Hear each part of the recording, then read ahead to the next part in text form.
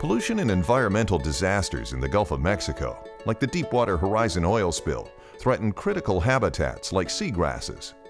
The Gulf of Mexico Seagrass Monitoring Community of Practice aims to monitor, conserve, and restore seagrass habitats.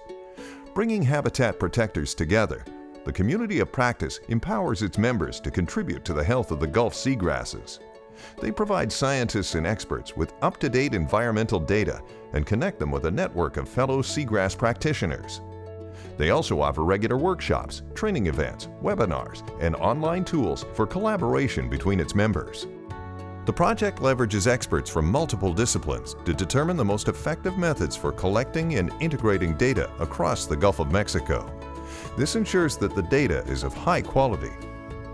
The Community of Practice is committed to strengthening partnerships with experts, not just in the Gulf region and nationally, but even internationally through a Seagrass Alliance. They hope to integrate some of their products and data into several global assessments that are underway.